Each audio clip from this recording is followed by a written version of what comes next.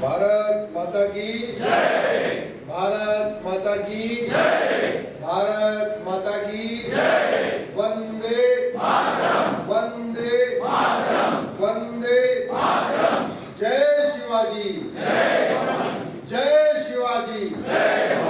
जय शिवाजी। सबसे पहले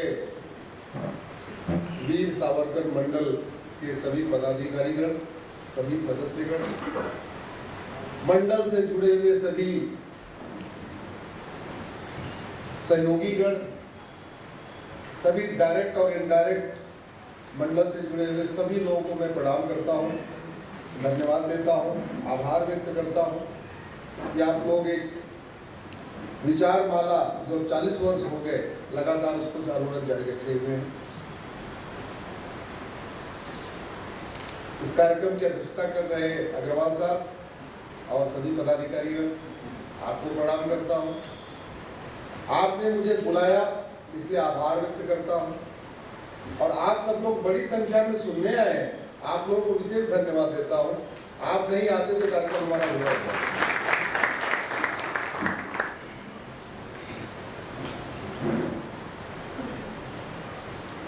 आज मेरे लिए एक यादगार दिन है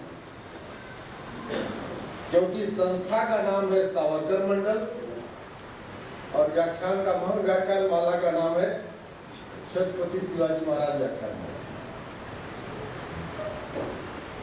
इंजीनियरिंग छोड़ के इस फील्ड में आने का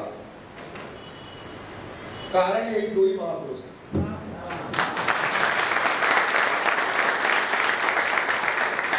इसलिए आज ये बहुत विशेष दिन है हमारे लिए।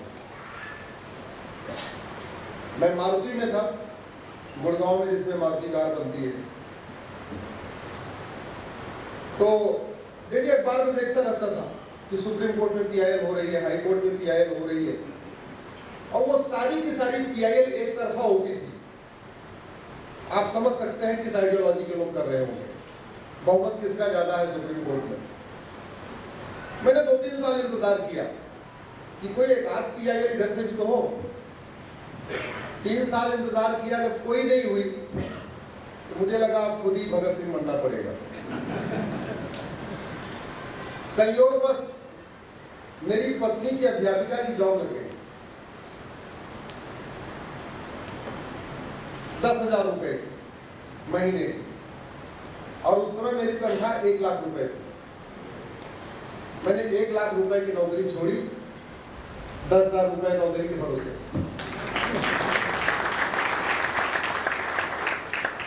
मैंने कहा 10,000 मिल रहा है, रोटी सब्जी तो चलती रहेगी, कोई दिक्कत नहीं है, अब चलिए यही काम करते हैं। उसके बाद शायद भगवान को यही मंजूर था, यही काम हमसे करवाना चाहते थे, इसीलिए ऐसी पत्नी भी दिया जिसको घूमने टहलने का शौक नहीं है, खाने पीने का ज्यादा शौक नहीं है, कपड़ों का शौक नहीं है, जेवर का शौक नहीं है। अदरवाइज 2022 में मैं 3 संडे अपने घर में रहा, 90 जिलों में गया था। 2023 में 1 संडे अपने घर में रहा, 12 नवंबर को, क्योंकि उस दिन दिवाली थी, और 2024 वाले संडे का इंतजार कर रहा हूं। तो पत्नी का भी बहुत बड़ा योगदान रहा कि हाँ, देश की सेवा होती रहे, ऐसी होती रहे। भारत में जो समस्याएं हैं, ये कोई भी समस्या लाइलाज नहीं है। अपने दिमाग में रख लीजिए, भारत की कोई भी समस्या विश्वव्यापी नहीं है। जो समस्या भारत में है वो दुनिया के कई देशों में नहीं है। अगर कई देशों में भारत वाली समस्या नहीं है तो 2 ही कारण है, या तो वहां का डॉक्टर ज्यादा अच्छा है या तो वहां की दवाई ज्यादा अच्छी। अगर भारत में कोई बीमारी है और वो चीन में नहीं है तो इसका मतलब क्या हुआ, या तो चीन का डॉक्टर ज्यादा अच्छा है या चीन की दवाई ज्यादा अच्छी है। और कोई कारण हुआ क्या? लेकिन बीमारी डॉक्टर तो ठीक करता ही नहीं है। ये हमें गलतफहमी है, बीमारी डॉक्टर ठीक करता है, बीमारी दवाई ठीक करती है।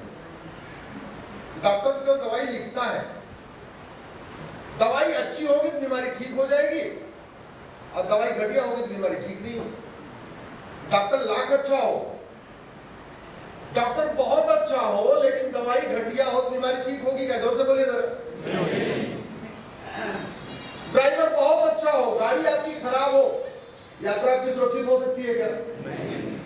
मिस्त्री बहुत अच्छा हो, सीमेंट बालू घटिया हो, घर सुरक्षित हो सकता है क्या? ऐसे ही शासक बहुत अच्छा हो, जब तक नियम कानून अच्छे नहीं होंगे तब तक कोई भी समस्या ठीक नहीं होगी, याद रखें। और भारत में जो समस्या है वो विश्वव्यापी नहीं है। डॉक्टर कितना भी अच्छा आ जाए, जब तक दवा अच्छी नहीं होगी तब तक बीमारी ठीक। एक बात और याद रखिएगा, बीमारी जितना जल्दी ठीक हो जाए उतना अच्छा होता है। जैसे बुखार, आपने जैसे बुखार को वैसे दवाई ले लिया, ठीक हो गया तो ठीक, नहीं तो अगर आपने लंबा उसको छोड़ दिया तो टाइफाइड हो जाएगा। कोई गांठ हुई, जल्दी से आपने इलाज करा लिया तो ठीक, क्या पता लंबे समय तक गांठ बनी रहे तो हो सकता है कैंसर हो जाए। कोई बीमारी लंबी छोड़ना चाहिए या तुरंत इलाज करना चाहिए? जोर से बोलिए। तुरंत इलाज करना चाहिए। देखिए, अगले 1 घंटे आपको लगातार मेरे सवालों का जवाब देना, हमारी यही स्टाइल है।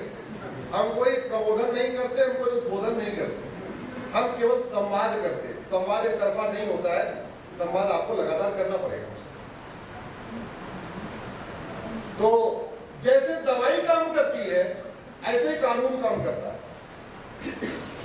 जैसे दवाई अच्छी होगी तो बीमारी ठीक हो जाएगी, दवाई घटिया होगी तो बीमारी बढ़ेगी, वैसे कानून अच्छा हो जाएगा, भ्रष्टाचार अपराध खत्म हो जाएगा। कानून घटिया होगा, भ्रष्टाचार अपराध बढ़ जाएगा। अगर हम छत्रपति शिवाजी महाराज का सपना साकार करना चाहते हैं, सब लोग करना चाहते हैं ना? हम चाहते हैं छत्रपति शिवाजी महाराज का सपना साकार हो, हम चाहते हैं वीर सावरकर जी का सपना साकार हो। तो याद रखिएगा, डॉक्टर नहीं बदलना है, अब क्या बदलवानी है? और दवाई कहां बदलेगी? संसद में। दवाई कहां बनेगी? तो दवाई तो तब बनेगी बढ़िया ना, जब वीर सावरकर जी का सपना साकार करने वाले, छत्रपति शिवाजी महाराज का सपना साकार करने वाले संसद में होंगे। जो इनको मानते हैं वही संसद में होंगे, तभी तो दवाई बनेगी। जो नहीं मानते, लेकिन दुर्भाग्यवश पिछले 55 साल उन लोगों ने भारत में राज किया जो छत्रपति शिवाजी महाराज को नहीं मानते। संविधान में 22 पार्ट है, 22 पार्ट में चैप्टर नंबर 15, पार्ट 15 पे छत्रपति शिवाजी महाराज की फोटो थी।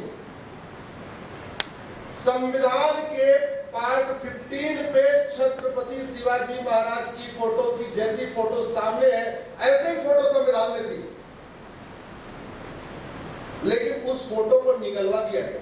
आज की डेट में ये मेरे हाथ में संविधान है, इसमें कहीं आपको कोई फोटो नजर नहीं आएगी, कोई फोटो नजर नहीं आएगी। भारत के संविधान में भगवान राम की फोटो थी, भगवान कृष्ण की फोटो थी, भगवान नटराज की फोटो थी, भगवान महावीर की फोटो थी, गौतम बुद्ध की फोटो थी, छत्रपति शिवाजी महाराज की फोटो थी, गुरु गोविंद सिंह की फोटो थी, नेताजी सुभाष चंद्र बोस की फोटो थी, रानी लक्ष्मीबाई की फोटो थी, गुरुकुल की फोटो थी, नालंदा विश्वविद्यालय बना हुआ, सब कुछ था इसमें।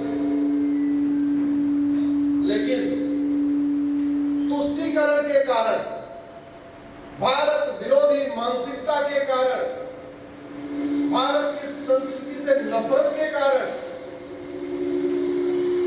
भारत के संविधान से उन चित्रों को हटा दिया गया। ये सारे चित्र दोबारा आने चाहिए कि नहीं?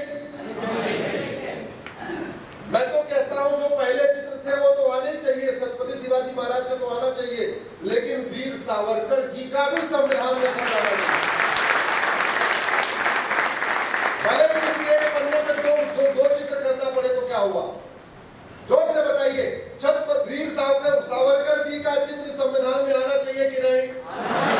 आना चाहिए कि नहीं? लेकिन उसके लिए संविधान में संशोधन करना पड़ेगा, संसद में प्रस्ताव लाना पड़ेगा कि दोबारा उन चित्रों को बहाल किया जाए और एक पन्ने पे वीर सावरकर जी की भी फोटो हो, भले ही वो छत्रपति शिवाजी महाराज के साथ में ही हो, एक ही पन्ने पे दो की फोटो हो जाए, क्योंकि संविधान में तो टोटल 22 ही पार्ट है, 22 पार्ट संविधान तो बढ़ेगा नहीं। लेकिन इन चित्रों को जोड़ने को संविधान संशोधन कहेंगे, और संविधान संशोधन के लिए लोकसभा में भी 2/3 बहुमत चाहिए, राज्यसभा में भी 2/3 बहुमत चाहिए।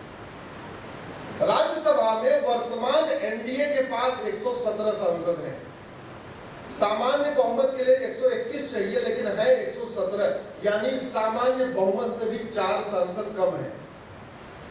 तो अगर हम चाहते हैं कि भारत में संविधान में दोबारा भगवान राम, कृष्ण, नटराज, गौतम बुद्ध, महावीर, गुरु गोविंद सिंह, छत्रपति शिवाजी महाराज, सावरकर जी की फोटो आए, तो ज्वाइंट सेशन बुलाना पड़ेगा, लोकसभा और राज्यसभा का ज्वाइंट सेशन।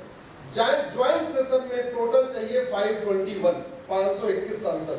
राज्यसभा में 117 है, चाहिए 521, 521 माइनस 117, ये हो गया 404। तो अगर हम चाहते हैं कि भारत के संविधान में उन सभी चित्रों को वापस लाया जाए, तो अब की बार कितने सांसद चाहिए? 40। हिंदी में क्या बोलेंगे? अब की बार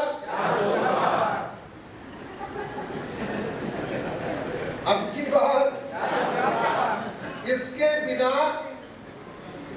संविधान में उन चित्रों को नहीं लाया जा सकता।